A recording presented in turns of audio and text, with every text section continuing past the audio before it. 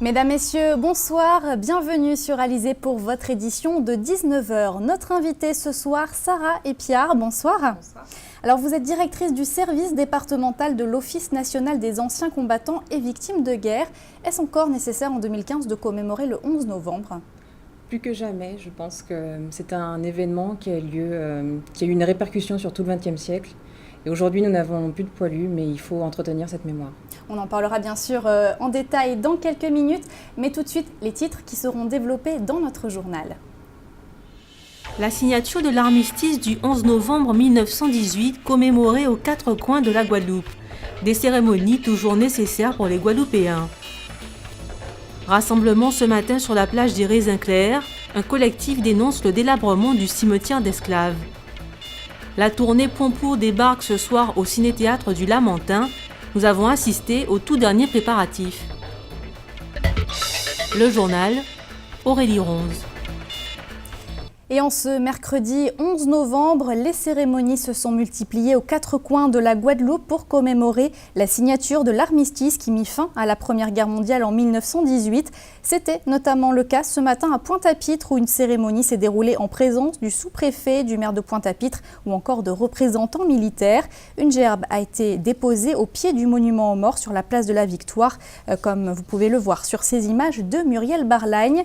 Des cérémonies du 11 novembre qui sont parfois remises en cause. Muriel Barlagne vous a justement demandé ce que signifiait pour vous cette date historique. Déjà, c'est un souvenir par rapport à nos anciens qui ont donné leur vie. Par rapport à cette date, le 11 novembre, quand même, la guerre mondiale, il ne faudrait pas oublier. C'est quelque chose de relativement important. Et en deuxième lieu, il y a ma fille qui est JSP, donc je suis venue aussi l'encourager. Il faut retenir ces dates-là, parce que c'est important pour commémorer l'histoire et retenir bien sûr les faits qui sont passés. Et à partir de ces faits-là, construire le présent et pouvoir mieux réaliser l'avenir. Alors pourquoi vous êtes venu aujourd'hui ? Mais pour la mémoire des morts, pour commémorer aussi les anciens combattants et ceux qui sont encore parmi en guerre. Ce sont eux qui se sont battus pour nous. Et mon mari il était là de 61 à 62 en Algérie. Et maintenant, il est porte-drapeau. Moi, c'est important d'être là aujourd'hui par rapport à la mémoire des soldats aussi bien français, africains et d'outre-mer qui se sont battus pour cette première guerre qui était datée de sale guerre. Et il y a des hommes qui sont morts pour défendre la France. Donc c'est très important de pouvoir être là aujourd'hui pour se souvenir et ne pas oublier ce que peut faire la guerre en fait. Donc c'est commémorer en fait, rendre hommage aux morts de cette période. Il ne faut jamais oublier, parce qu'étant homme de couleur, on n'oublie jamais notre esclavage. Il ne faut jamais oublier ceux qui ont participé, nos aînés, dans les guerres pour défendre la France. Rebonsoir Sarah Epiard, vous représentez l'Office national des anciens combattants et victimes de guerre de Guadeloupe. Quel est précisément le rôle de ce service ? Alors avant tout, c'est un service social qui vient en aide à nos ressortissants. Donc nos ressortissants, ce sont les anciens combattants, mais également les victimes de guerre, les veuves, les orphelins, les pupilles de la nation et aujourd'hui également les victimes d'attentats. On estime à combien le nombre d'anciens combattants en Guadeloupe ? Environ, on dit entre 1200 et 1500 personnes. Bien entendu, nous perdons des anciens combattants tous les jours, mais on en gagne également puisqu'il y a toujours des conflits de par le monde. Quelles sont vos actions au jour le jour ? Au jour le jour, donc on leur vient en aide financièrement, on leur vient en aide aussi administrativement. Et il y a toute une partie également mémoire, transmission des valeurs des anciens combattants avec les nouvelles générations. On organise des expositions, des actions, des rencontres intergénérationnelles, ce genre de choses. Justement, on parlait du devoir de mémoire. Est-ce que vous sentez que les Guadeloupéens se sentent concernés, par exemple, par les Premières et les Deuxièmes Guerres mondiales ? Alors c'est vrai que c'est pas un sujet de préoccupation quotidienne forcément, mais quand on leur parle, quand on leur dit que des Guadeloupéens ont participé à ces conflits, ils sont toujours intéressés, savoir dans quelles circonstances ça s'est passé. Ils sont pas forcément au courant de leur histoire, donc c'est toujours bien de rappeler et de dire que des Guadeloupéens aussi ont participé à ces conflits. Alors il était question de faire une cérémonie commune pour le 11 novembre et le 8 mai 1945. Vous en pensez quoi ?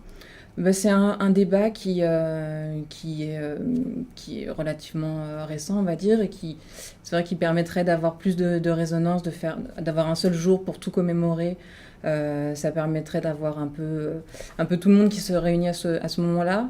C'est vrai qu'on a d'autres dates de commémoration que le 8 mai et le 11 novembre. Certains sont un peu fatigués, mais bon, chacun va avoir sa date également. Donc, on essaye de faire plaisir un peu à tout le monde. Alors, les téléspectateurs ont peut-être remarqué votre badge Bleuet de France. Est-ce que vous pouvez nous en dire plus justement sur la collecte Bleuet de France ? Alors, le Bleuet de France, c'est une œuvre caritative pour les anciens combattants et les victimes de guerre, pour ceux qui restent en fait, pour tous ceux qui ont souffert de ces conflits. Et donc, c'est une collecte qu'on organise autour du 8 mai et du 11 novembre. On a des bénévoles dans les écoles. Par exemple, l'école de Versailles nous a beaucoup aidés cette année. Également les jeunes volontaires du RSMA et les associations d'anciens combattants qui collectent pour venir en aide à tous ceux qui restent. Un site internet peut-être ? Alors, c'est bleuetdefrance.fr. Merci Sarah et Pierre d'avoir été notre invité ce soir sur le plateau d'Alizé. Je rappelle que vous représentez l'Office national des anciens combattants et victimes de guerre en Guadeloupe. Alors de son côté, aujourd'hui, la communauté indienne fête la Diwali. Il s'agit de la fête des Lumières. Elle est notamment célébrée en ce moment sur le parvis du Memorial Act. Anne-Elisabeth Artsen a pu assister aux préparatifs. Pour Mehdi Keïta, le Memorial Act est la maison de tous les Guadeloupéens dans laquelle l'ensemble des cultures doit s'exprimer. C'est un peu comme un nouvel an. La déesse Lakshmi est célébrée et elle va bénir en fait la prospérité, bénir en fait le bien sur le mal. Elle va bénir la lumière sur l'obscurité. Elle va faire que l'obscurantisme soit banni. Le Memorial Act, lieu symbolique de la culture guadeloupéenne, est donc le site idéal pour cette fête indienne. Et donc, quoi de mieux que ce lieu, cette maison commune que les Guadeloupéens ont, de la culture, de faire qu'on fête Lakshmi ici, parce que c'est important, et pour plusieurs raisons. De façon géographique, le lieu sur lequel se trouve le mémorial est une ancienne usine d'arboussiers, qui servait à un moment donné à mettre en quarantaine les engagés qu'on a amenés ici. Donc, quoi de mieux que de le faire ici? C'est le centre de la traite de l'esclavage. Et donc, célébrer la déesse Lakshmi, qui est là pour célébrer la prospérité, pour célébrer la lumière sur l'obscurité, c'est la lumière que l'on célèbre ici. C'est le fait que l'on permette aux Guadeloupéens de connaître leur histoire. C'est l'histoire de l'esclavage, mais c'est aussi l'histoire de l'engagisme. C'est une histoire qui a souvent été, qui est méconnue et qui a souvent été cachée pour l'ensemble des Guadeloupéens, de quelque origine qu'ils soient. Et donc c'est bien qu'on puisse fêter ça aujourd'hui. Après une bénédiction et des échanges philosophiques sur la manifestation, chacun est invité à mettre sa lumière pour célébrer la divinité indienne et faire son vœu pour l'année en cours et celle à venir. Et on va continuer à parler de la mémoire avec le cimetière des esclaves à Saint-François, au cœur d'une polémique depuis maintenant quelques jours. Un collectif dénonce le manque d'entretien des sépultures situées sur la plage des Raisins Clairs et qui se font emporter par les éléments. Une mobilisation avait lieu ce matin et l'ambiance était plutôt tendue, comme l'a constaté Richard Scott-Tamar. Sur la plage des Raisins Clairs, le ton est monté entre Laurent Bernier, maire de Saint-François, et Joël Nanquin, activiste et artiste guadeloupéen. Un crâne avec un collier de strangulation, un collier de punition. Tous nous savons ce que c'est. Alors pas dire que moun passable depuis 92 qui a un bon cimetière esclave qui là. Monsieur Nanquin, je suis désolé de vous dire que vous parlez de ce que vous ne savez pas. Ah bon? Je vous explique. Le rendez-vous avait été donné par ce dernier via les réseaux sociaux pour un grand rassemblement afin d'interpeller les citoyens et les pouvoirs publics au sujet du cimetière d'esclaves enfoui sous la plage des Raisins Clairs. Il y a parmi ceux qui s'indignent des gens qui comprennent qu'on ne peut pas laisser des ossements humains à proximité de gens qui passent et qui repassent. Donc ils ne sont pas manipulés, ceux-là.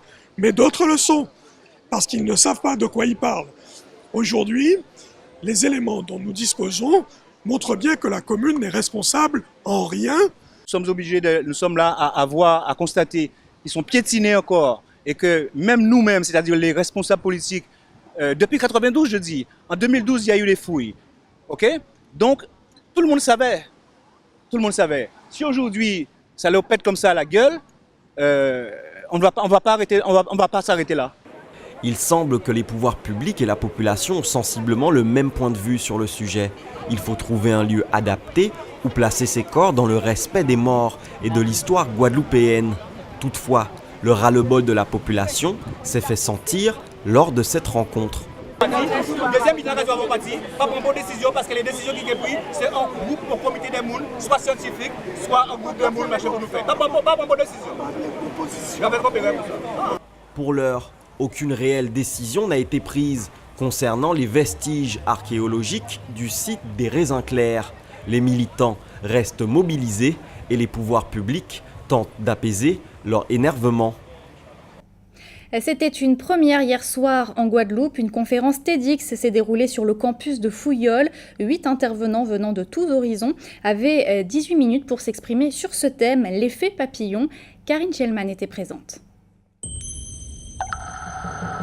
Réfléchir ensemble, pousser à l'inspiration, TED, Think Entertainment Design, un think tank à l'échelle mondiale. J'ai retrouvé certains de mes mentors, comme Pierre Rabhi par exemple, ou Jacques Attali, des personnes que j'aime bien. Et j'ai dit pourquoi pas, parce qu'en fait ça fait 35 ans que je me bats pour faire entendre donc la voix guadeloupéenne. Un petit pays, un grain de sable au milieu de cette planète, nous avons beaucoup de choses à dire. Et malheureusement, j'ai l'impression que les Guadeloupéens ne sont pas conscients de la richesse que représente la Guadeloupe. Et c'est pour ça que je trouve que TEDx c'est un boulevard. Les premières conférences de TED se déroulent en Californie en 1984. Ensuite, elles se répandent rapidement sur Internet. TEDx est un programme annexe qui permet à un groupe, une école, aux entreprises, voire aux bibliothèques de s'organiser sous la forme de conférences. Des émules de TED, donc, à travers le monde, avec aujourd'hui une première en Guadeloupe. Je pense que c'est un signe positif et révélateur, s'il en est, de l'envie des Guadeloupéens d'inspirer vers une Guadeloupe meilleure, vers un monde meilleur. Donc c'est un signal, je trouve, très positif que la TED s'implante ici. Engagé sans être enragé, c'est-à-dire engagé dans le sens où vouloir proposer des choses et inventer et développer l'inventivité de tout un chacun. Parce que là, les défis climatiques vont nous amener tous à être ensemble pour inventer un monde meilleur. Voilà. Chercheurs, penseurs, danseurs, comédiens, économistes, vous, tout le monde est convié à apporter sa vision. Je pense que ce qui a de vraiment pertinent, c'est que justement la danse, de manière générale, est un art qu'on admire par les yeux, à travers un spectacle, et cela se confine et on l'arrête à ça. On n'imagine pas du tout que le corps dansant, celui qui danse, peut permettre vraiment de changer le monde. 18 minutes top chrono, voire moins, pour révolutionner le monde. Et moi, ce que je vois surtout, c'est l'occasion pour ceux qui connaissent TED dans le monde de connaître la Guadeloupe. Parce que si on demande à ceux qui connaissent TED dans le monde, est-ce qu'ils connaissent la Guadeloupe, je suis à peu près sûr que la réponse est la même. Donc, je vois ça plutôt comme une opportunité de montrer ce qu'on fait, de montrer ce qu'on fait d'innovant, d'inspirant pour les Guadeloupéens, évidemment, mais aussi pour tout le reste de l'humanité. Je pense que c'est très important.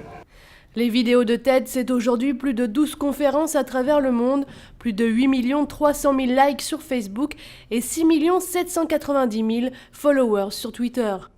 Et les premières vidéos donc de la première conférence TEDx en Guadeloupe qui se déroulait hier soir à Fouillol seront visibles dans les prochaines semaines sur YouTube.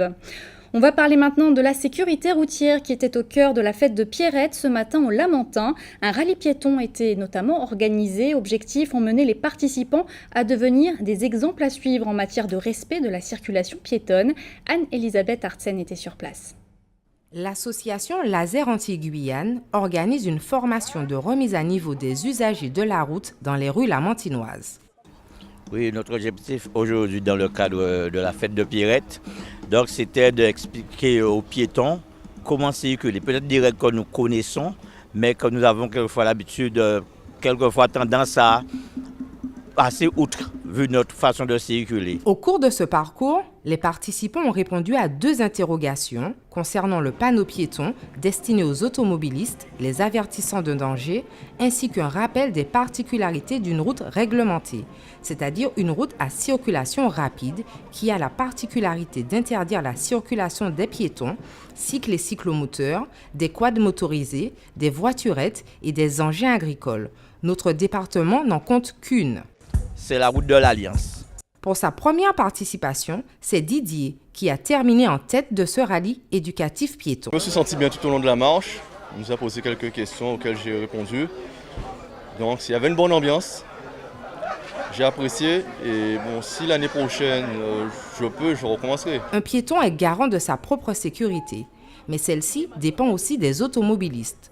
En faisant preuve de patience et de courtoisie, c'est ensemble que la sécurité routière sera pérenne pour tous.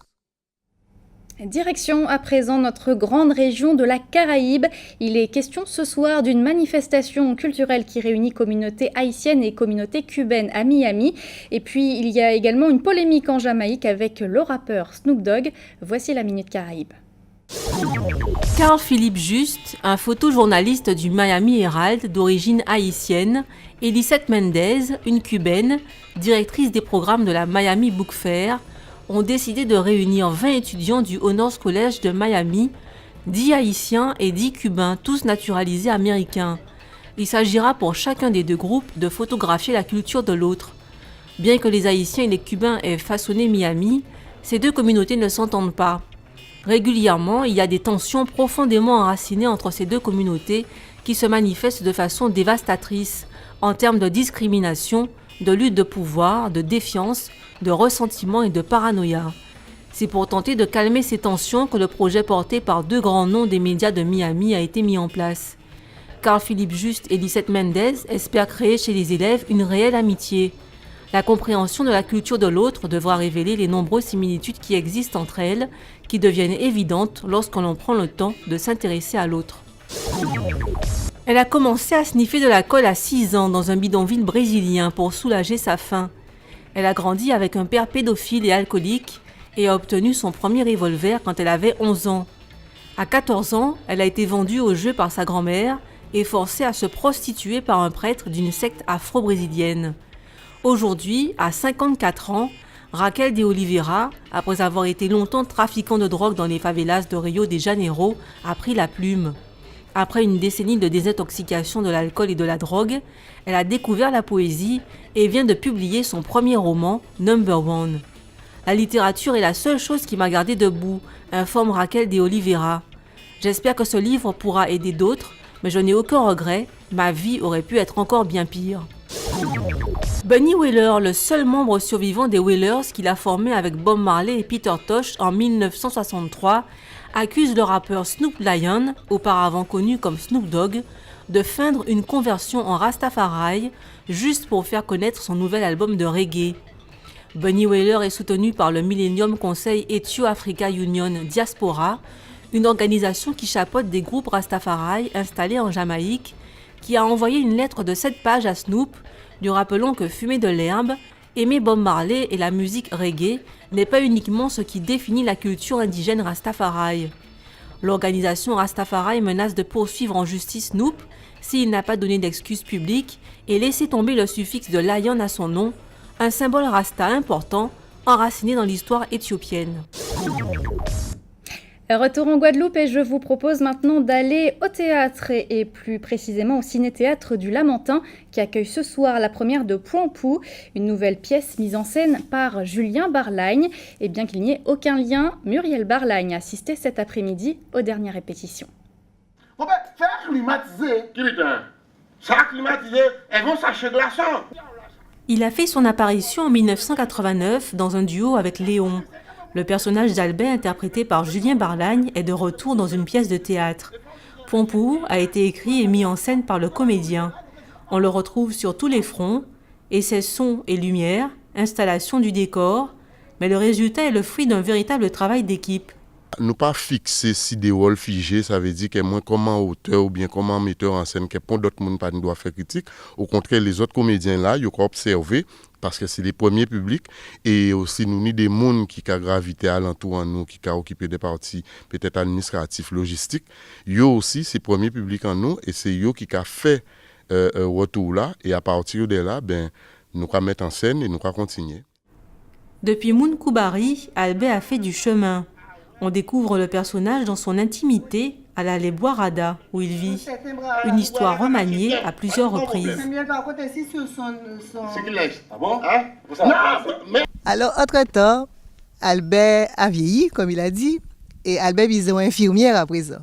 Pour s'occuper d'elle de temps en temps, mais parfois il a fait des propositions un peu insidieuses à l'infirmière là. Mais alentour à tout ça, Juste un petit été d'homme, ça pas aidé. Franchement. On nous pas parler. Et autour donc d'Albert, il y a d'Albert, ni Zamia, à savoir Gervélis, Filet, et ni d'autres monde, un personnage qui particulier, qui c'est infirmier là, mais nous allons mettre un petit point d'interrogation à si infirmier là, est-ce que vrai, qui rôle infirmier là ça. Pour les besoins de la pièce, Julien Barlagne a fait appel à 4 comédiens, 4 de ses connaissances qui, selon lui, pouvaient s'entendre sur scène. Ce théâtre-là qui, poto mi-temps là, c'est ça qui a fait que nous ensemble. Et puis nous sommes des bons Simon, grâce à Dieu. C'est important. Non, mais c'est vrai. C'est pour ça que nous partageons le point commun aussi. On a constaté que, à part moins qui est au-dessus un petit peu du lot au niveau gentillesse. Pompou, ou comment aborder les travers de la société guadeloupéenne avec humour. Et voilà, une pièce où règne la bonne humeur à découvrir jusqu'à vendredi au Ciné-Théâtre du Lamentin, également le 27 et 29 novembre, salle Robert Loison au Moule. Les jeux en temps longtemps étaient à l'honneur cet après-midi à Boissard, aux Abîmes, piscine, billes, course en sac. La jeune génération a pu tester les jeux de nos aïeux. Retour en enfance avec Karine Gelman. Les jeux d'antan, un héritage culturel et familial. Au quartier Boissard, aux Abîmes, c'est un rituel. Mais c'est une fête qui est populaire d'abord parce qu'elle rassemble toutes les couches de la population d'une part. Et puis elle est accessible donc aux personnes qui sont issues du quartier, mais aussi aux personnes qui viennent d'arriver, qui découvrent une nouvelle façon de vivre ensemble. Donc il y a, si vous voulez, la rencontre entre la tradition, la façon de s'amuser avant, d'autrefois, et la façon aujourd'hui de se divertir. Donc nous avons des populations diverses, métissées, donc c'est une très belle fête. Vu mon âge, j'ai connu beaucoup de jeux que j'ai appris à mon épouse, et même faire cerf-volant, piscine, tous ces trucs-là. Moi, j'ai eu l'occasion, quand j'étais jeune, de jouer à ça. Et ce, pour la joie des plus jeunes, une journée en musique.